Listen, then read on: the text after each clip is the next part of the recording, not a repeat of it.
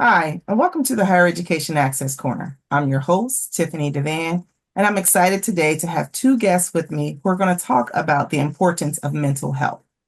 I have with me Jessica Briggs, and I also have Hadiya Amini. Both are with the National Alliance on Mental Illness, or NAMI, as it's pronounced. I believe I said that right. Hopefully, um, welcome both of you to the Higher Education Access Corner. Thank you for having us. Absolutely. And so to kind of get started, I really want to talk a little bit about mental health awareness, and we want to focus somewhat on students and young adults.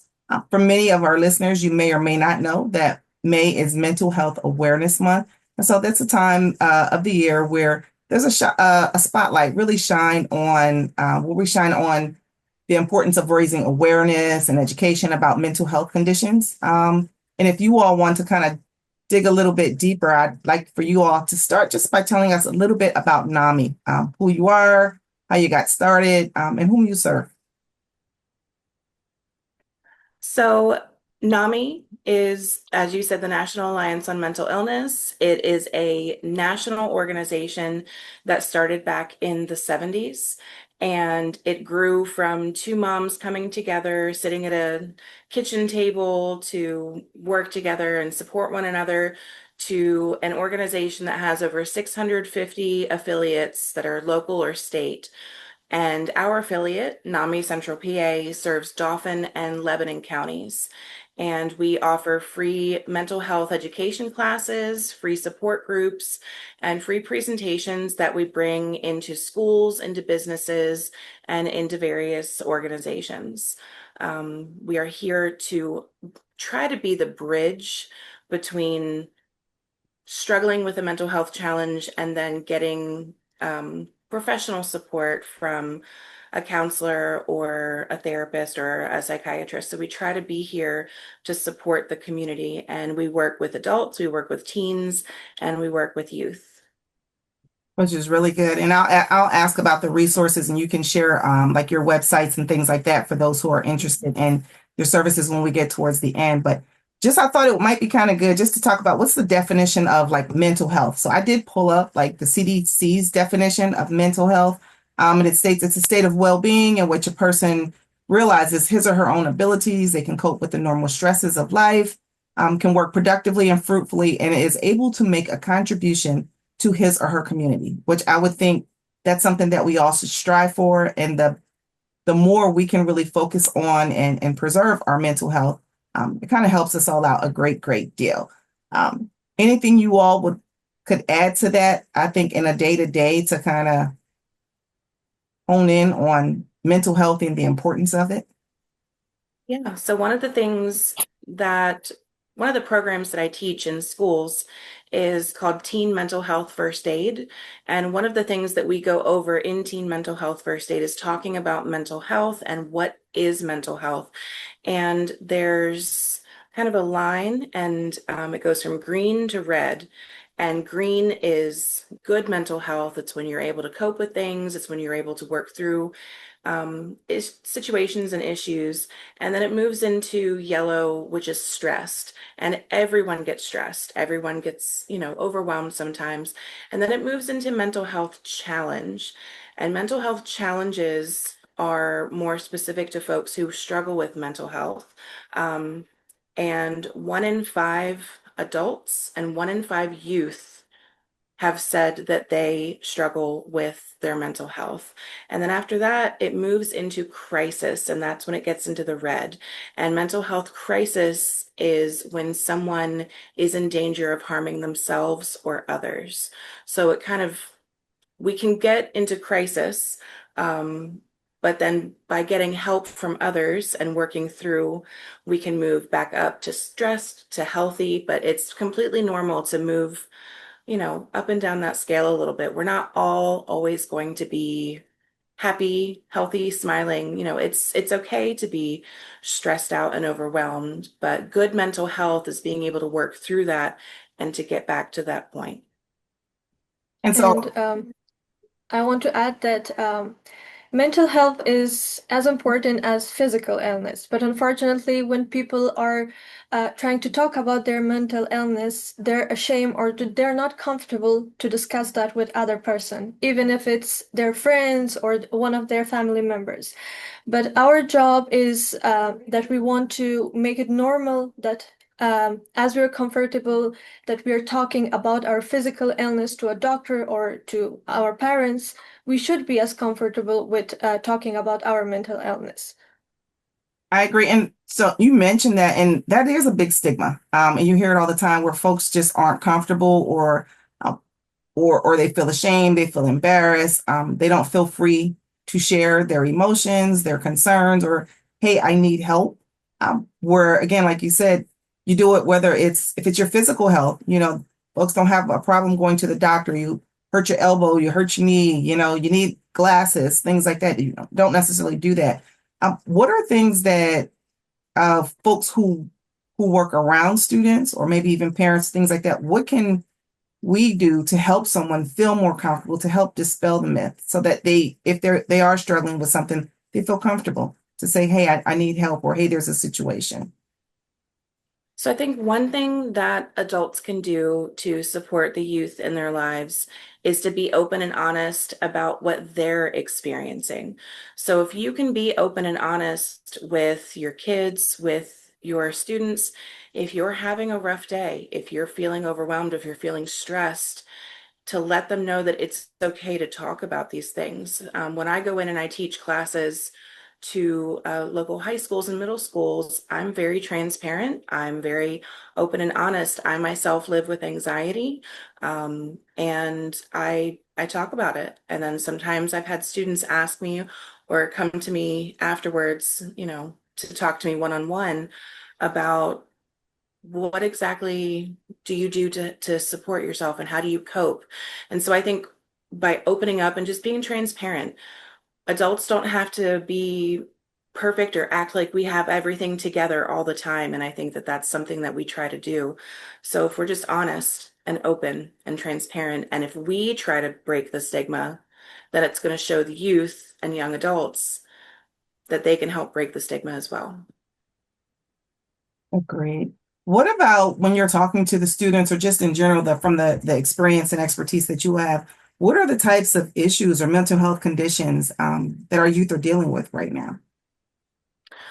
So, some of the most common mental health challenges that youth and young adults are dealing with right now are depression, anxiety, eating disorders, drug and alcohol abuse, and psychosis. So, those are some of the most common among teens. Um, and nationwide, over 49.5% of adolescents between the ages of 13 and 18 are living with a mental disorder. Um, and that can be any of what I've just listed or others that are a little bit less common. And 50% of all mental illnesses begin by the age 14. So a lot of the programs that are out there are geared towards adults, and it's important to put our focus on the youth because if 50% of mental illnesses are beginning by age 14, we need to be providing that support for students. So that's what NAMI is trying to do. Do you know, and I don't know, I just thought of this when you were saying by the age of 14, are there is there a lot of information for like families, households, or even schools to have conversations with students about their mental health when they're younger? Like, can't go but so deep with, younger children, but how do they approach the topics of having good mental um, health and the importance of it, or sharing, or noticing signs? Or maybe that's a better question. Are there signs that folks should be looking for to pay attention to, say, hey, something seems different. Something doesn't seem like, we're in a healthy state. Are there things that we could look for at a younger age? Yeah. So I'll answer that in two parts. So one, we can start talking to children as young as toddlers when we're talking about mental health. We don't have to discuss with them all of these statistics and all of the in-depths of different, mental health disorders. But what NAMI Central PA recently did this past week, so last week was actually May 4th through the 10th was Children's Mental Health Awareness Week. And we teamed up with Midtown Cinema in Harrisburg and Zero Day Brewing in Harrisburg, and we did 2 free movie viewings. We did Inside Out and we did Inside Out 2. And we used those films to reach out to children. Sometimes it's as simple as watching a cartoon or reading a book or something, or watching a movie and sitting down. We use the Inside Out movies to show, because they're literally talking about your emotions and letting kids know, hey, it's okay to feel this way. It's okay to feel angry sometimes. It's okay to feel sadness. It's okay to be fearful, and to normalize these things. So that was one way that we did that. And I think that that's a great way for parents and teachers and guardians to reach out to youth as well. Um, Hadiya, do you want to talk about any of the other? Yeah, so I just want to mention that when someone in the family or a member in our family is facing mental illness, or in general in our community, I think it's everyone's responsibility that should take part in that. We should take an action. We cannot say, okay, it's none of my business, or he or she knows what to do, or I'm not a doctor or a mental person who has more knowledge. We can talk with someone like a doctor, a therapist, that this person, his or her behavior is being changing. Or for example, he is not trying to talk with someone. So it is our job to take care of that person or to take action for that. So one of our main mission is advocacy and awareness. So we are talking that if you are facing mental illness, what should we do? What you can do? And if someone in your family member is facing mental illness, what you can do on that situation. So we have different programs and different presentations that we're providing to families, and at each stage and each age, that is giving them benefit what they can do if they are on that situation. And are you Yeah, able thank you. to share like maybe 1 or 2 things? So let's say if it's, if I'm the person that is experiencing some mental health issues that are going on, maybe 1 or 2 things that I could do. And then maybe if it's a family member or someone I know, something that I could do to help out or support. Absolutely. NAMI Central PA offers something called peer-to-peer, which is an 8-week educational course for individuals living with mental health challenges. And we also have a connections support group, which is for peers, again, ages 18 and up, that can be there to support. So the class is 8 weeks, and it teaches you a little bit more about different mental health challenges. It goes into depth a little bit about the brain and brain chemistry, and it goes into resources, how you can advocate for yourself. And then on the family side, we have a class called Family to Family. And we also have a family support group. So the class, Family to Family, is 8 weeks long as well. And it's for family and friends of folks who are struggling with mental health challenges. And then specifically for parents and guardians, or even teachers, we have a class called NAMI Basics. And that is specifically for parents and guardians of individuals who are ages 21 and under, who are having mental health challenges. So it's very similar to the Family to Family, but it's geared more towards youth, so parents and guardians of younger folks. It offers a lot of insight to understand what it is that they're going through, what it is that they're experiencing, to offer resources and to help the parents and guardians learn how to best advocate for their child. And then 2 other things to follow up with that. Let's just say we're talking to someone who pretty much feels alone. They don't feel safe talking to a parent or a teacher or a counselor or anything like that. are there resources that are allowed out there that will allow them to remain anonymous until they build up a trust or a comfort level to share? Yes, there absolutely are. So we have, there's a couple big resources and then there's a couple smaller resources. Um, excuse me. So we have NAMI Central PA has a virtual youth support group, and you do have to register, but you are able to come on cam, you can be on camera, or you can have your camera turned off. You can put, that your name in the bottom is Mickey Mouse. You can, whatever. You don't have to be open in front of the group, but you can just be there to listen and to share, if you feel comfortable. There is also 988. That is the suicide and crisis lifeline. 988 is an invaluable resource, and you can call, you can text, you can go online to 988lifeline.org, and you can be completely anonymous if you want to, or you can open up and say your name, address.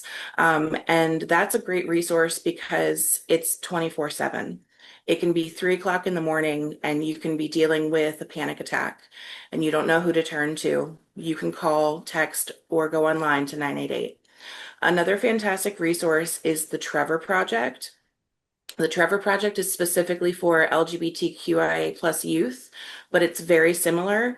You can go online and you can pull up their website, you can call them, you can text them, and they have individuals, both 988 and the Trevor Project. The people who answer the phones, the people who are answering your texts, are certified, they're trained, they go through extensive training to be able to offer support. That is good to know. And then also, and I don't know, every school, of course, is different, but like for those post-secondary schools, those colleges, students, a lot of times they get up, they leave, the settings that they're in, they're now away at school and they're alone. And navigating, some schools have great resources on campus and others do not. Any advice for that student who's trying to connect? And again, 988 is something that anyone can access, but are there any tools or tips for a student, safe spaces that you would suggest that they try to find on a campus, if they're just struggling with some things? So NAMI actually has a program called NAMI on Campus, and it can be for high schools or colleges. It tends to be a little bit more popular in colleges, but it's a club. It's just like debate club, chess club, but it's NAMI on Campus. And the students lead it, and the students decide how often they're going to meet, when they're going to meet, and kind of what the focus of the club is going to be. So it can be more of an advocacy club where they're going out, talking to legislators, making sure that we have mental health legislation that's protecting everyone, or they can make it more of a support group where they're coming together and listening to each other and offering that support, or it can be kind of a mixture of both. I actually created a NAMI on Campus club myself when I was in college many moons ago, and it's one of the things that got me interested in NAMI in general. So I've been volunteering with NAMI for over 20 years, and now I'm working for NAMI, and it's really a great resource. But NAMI on Campus is a really fantastic program. And they can go onto NAMI.org, which is the national website, to get more information about that. Or if you're in Dauphin or Lebanon County and you're interested in starting a club, you can talk to Hadiya or myself about getting that started. That's really good information. What about costs? A lot of times insurance covers some things, but sometimes it does not cover. Are there costs associated for the person who needs assistance with NAMI or some of the other resources that you've listed? So all of the resources that we've mentioned and NAMI, we offer our services for free. The only time that there's ever a charge is if we happen to be doing a fundraiser, and that's just to help us make those services be affordable and or to be free.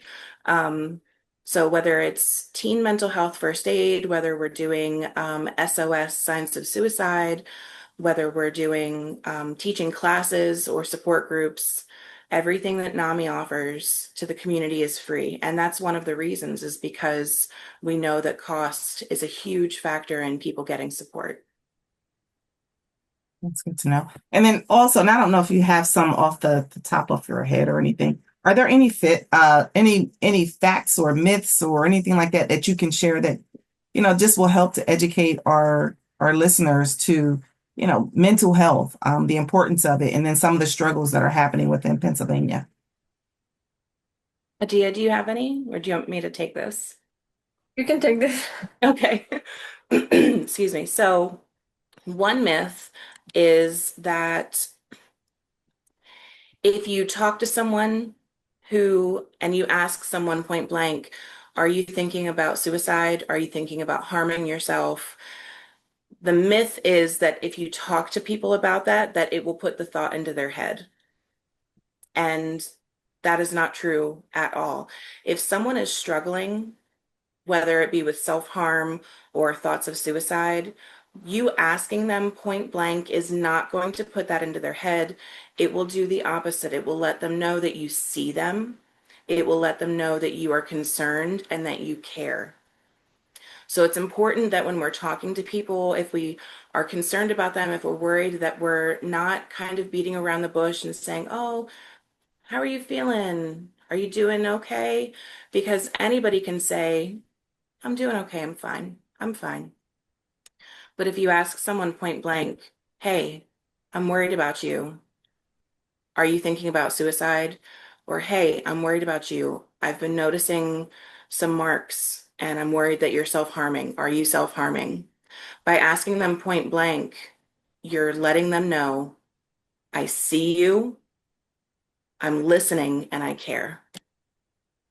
And let's So say that's they one of the say biggest yes. ones. And if they say Mhm. yes, let's say that person then says yes. I'm assuming at that point that's where they offer resources or to get them Yes. connected to Yes. someone who can assist. Yes. So one of the things that I teach in the teen mental health first aid class that I offer, that NAMI offers to high schoolers, is that if a student notices, we encourage the students to walk up to their friends, to their classmates, and to pay attention to their behaviors and like, hey, my friend is starting to kind of isolate and not answer texts and is starting to post some pretty scary things online, or you know, they're talking about this and that. We talk to them and say, you need to go up to your friend and point blank ask them. And then in that class, we create a circle of trust and they name at least 4 adults in their life that they can trust. And it's important that when you're talking with someone who is going through a mental health crisis, that you ask them, who can you talk to? Who do you trust? Who in your life do you feel comfortable sharing this with? Like, what adult are you comfortable sharing this with? And sometimes we might feel like we don't have a circle of trust. Sometimes we might feel like we don't have that support. Um, and so if they say, I don't have anybody, that's when you can go to your own circle of support and you can go to your own and say, well, I trust my Aunt Susie more than anybody. How about we talk to her about that? And that way you're kind of helping to create that safe space and that circle of support for the youth that you're talking to. And then And also, I just want to add that we can always take the first step. For example, if someone is not telling us that I'm struggling, we can go and we can talk with him or her. We can say that struggling doesn't mean that you're failing, or it's totally normal if you have mental illness. So just ask for help. If you can trust your family member, your friend, your counselor, your teacher, anyone that you trust, just go ahead and talk with that person. So this way, he or she think that, okay, I'm not alone and it's totally fine. And then they can take the next step. But we can also be the person who can take the first step. that's good to know as well. Also, and I know since COVID, a lot of things have shifted. So do you all see a big rise in, mental health conditions or depression or anxiety since COVID with young adults and students? I think in general, yes. But COVID definitely didn't help because it caused us to have to isolate. And people thrive on being around other people and getting that support.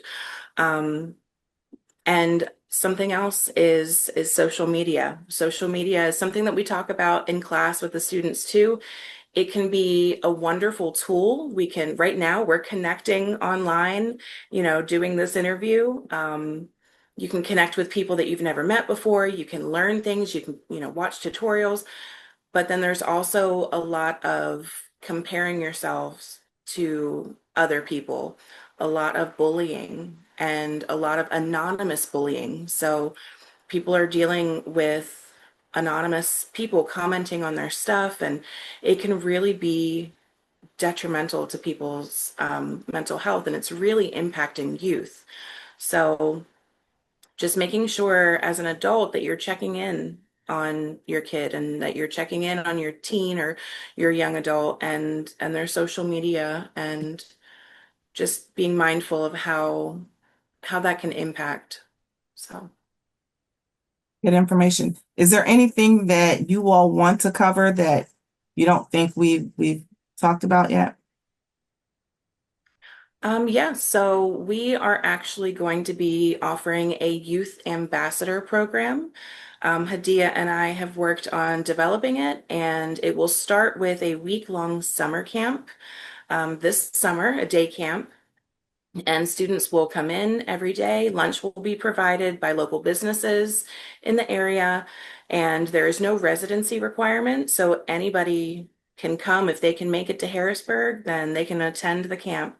And it's for ages 16 to 24. We'll be working with them on public speaking. We'll be working with them on teaching them more about mental health, and learning more about how it impacts youth and young adults. And then by the end of that week-long camp, we'll be hopefully helping them create kind of like a short little elevator pitch, so that they can go and talk to legislators, they can go and talk to businesses, and they can go and talk to different organizations, not just about NAMI, but about mental health as a whole and how they are impacted. And this is something that is happening now, so that they can go into their communities and make a difference. And individuals who are 18 and up who do the camp, who do the program, will be able to do some trainings because, like Hadiya said, we have some presentations that we offer too. So our 18 and up youth ambassadors will be able to go into schools and do presentations, and will be able to go into businesses and organizations and help make a difference and help really reach as many people in the community as we can. So That's some good stuff right there. So for those who are listening and they want more information to share with someone, how do they get that? So they can go to our website, namicentralpa.org. We are also on a couple different social media platforms. We are on Facebook, we're on Instagram, we're on TikTok, and you can find all of that NAMI Central PA. And we will be updating very, very shortly, very soon, the information about the location of the camp and the exact dates. It will be in July of this year, so we're really excited. And then, like I mentioned, our youth support group, that we have, our virtual youth support group, and we have that once a month, and our goal is to get it at least twice a month coming up soon. So we're very grateful because we're able to do all of this because we're partnered with Dauphin County, and we are able to work with the county on doing as much suicide prevention as we're able to. So we're very grateful for that. That's awesome. So again, I'm going to say the website, NAMI, which is NAMI, centralpa.org for those who are listening.